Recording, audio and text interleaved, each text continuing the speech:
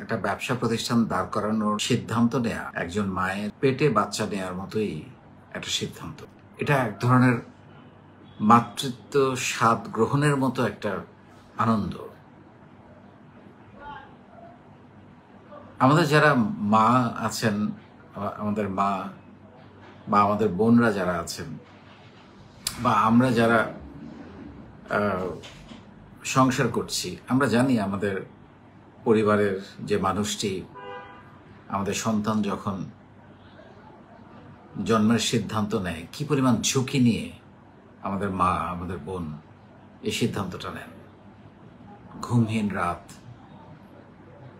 অজানা আতঙ্ক, খেতে পারেন না, শারীরিক কষ্ট, একটা একটা ওজন বহন করে দিনের পর দিন, মাসের পর মাস, 10 মাস ধরে, কখনো কখনো 7 মাসে সেটা বহন করে স্বাভাবিক চলাফেরা বিপর্যস্ত করে, স্বাভাবিক জীবনযাপন বিপর্যস্ত করে, অনেক মায়া, অনেক ত্যাগ, অনেক কিছু জীবনের বিসর্জন দিয়ে।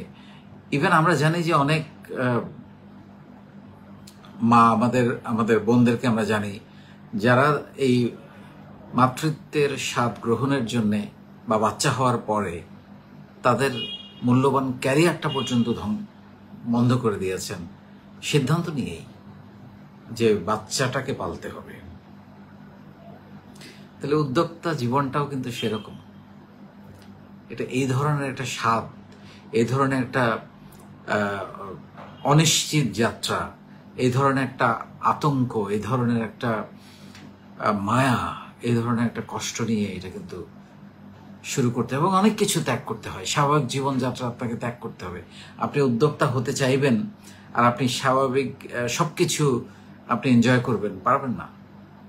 ওই যে বললাম, মূল্যবান ক্যারিয়ার।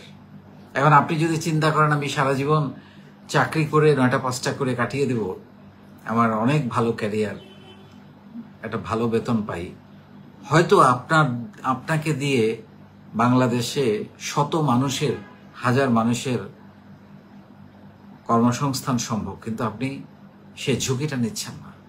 আপনি ভাবছেন আপনার ক্যারিয়ার, কিন্তু মা কিন্তু তার সন্তানের জন্য সেই ক্যারিয়ারটা বিসর্জন করার জন্য প্রস্তুত থাকেন। বিষয়টা এভাবে ফিল করতে হবে। আমি মানে একটা আরেকটার সঙ্গে তুলনা হয় না, কিন্তু আমি ফিলের ব্যাপারটা বোঝানোর চেষ্টা করছি। এটা এভাবে ফিল করতে হবে যে এটা আমার একটা, আমরা যেমন আমি ব্যক্তিগতভাবে বলি যে অপটিম্যাক্স হচ্ছে আমার বেবি। এটার বয়স এখন 19 বছর। সো এটা আমার বাচ্চা। একইভাবে প্রত্যেকটা উদ্যোক্তার কাছে তার প্রতিষ্ঠান হচ্ছে তার বেবি, তার বাচ্চা। একটা বাচ্চাকে যেভাবে হাতে ধরে ধরে যত্ন করে খাইয়ে পরিয়ে, মলমূত্র পরিষ্কার করে হাত দিয়ে খাইয়ে দিয়ে, রাত জেগে তার সেবা শুশ্রূষা করে পালতে হয়, প্রতিষ্ঠানকেও কিন্তু সেভাবে পালতে হয়। তিল তিল করে যত্ন করে পালতে হয়, সময় দিতে হয় তার পিছনে। ওই যে বললাম, মা তার ক্যারিয়ার বিসর্জন দিয়ে ঘরে বসে যান তার বাচ্চাকে পালতে। ঠিক একইভাবে আমরা যদি এরকম কোনো চিন্তা করি যে আমরা উদ্যোক্তা হব, সেই উদ্যোগের পিছনে একইভাবে আপনাকে দিন রাত সময় দিতে হবে। এবং একটা বাচ্চা যেভাবে বেড়ে ওঠার সময় শিশু বয়সে যেভাবে হাঁটা শেখে, পড়ে যায়, আবার কিছু একটা ধরে উঠে, আবার পড়ে যায়, আবার কিছু একটা ধরে উঠে,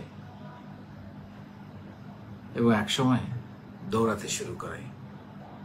একইভাবে আপনার বিজনেসও কখনো কখনো আপনি হোঁচট খাবেন, পড়ে যাবেন, হতাশ হবেন, মনে হবে হচ্ছে না, সেল হচ্ছে না, টাকা পাচ্ছি না, যেভাবে চিন্তা করছিলাম সাড়া পাচ্ছি না। কিন্তু সেটার পেছনে আপনাকে লেগে থাকতে হবে। একদিন আপনার ব্যবসাও দৌড়াবে, যদি সঠিকভাবে দক্ষতার সঙ্গে মেধা দিয়ে, পরিশ্রম দিয়ে আপনি সেটাকে লালন পালন করেন।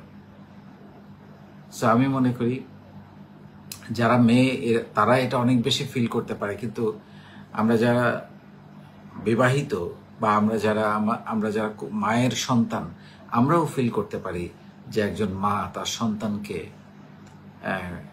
কতটা ভালোবাসেন, বা তিনি যখন মাতৃত্বের স্বাদ গ্রহণ করেন কতটা স্যাক্রিফাইস করে এরকম একটা বড় ধরনের প্রাপ্তির জন্য। বাচ্চাটা যখন হয় তখন কিন্তু সব ভুলে যায়। আপনি যখন ব্যবসা করে একটা জায়গায় নিয়ে যাবেন ব্যবসাটাকে, আপনি আপনার পেছনে সমস্ত কষ্ট ভুলে যাবেন। সো এটা অনেকটা মাতৃত্বের স্বাদ গ্রহণের মতো এক একটা উদ্যোগ।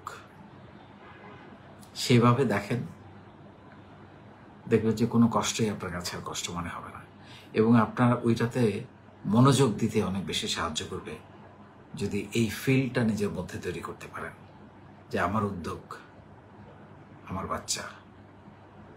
অনেক ভালো থাকবেন।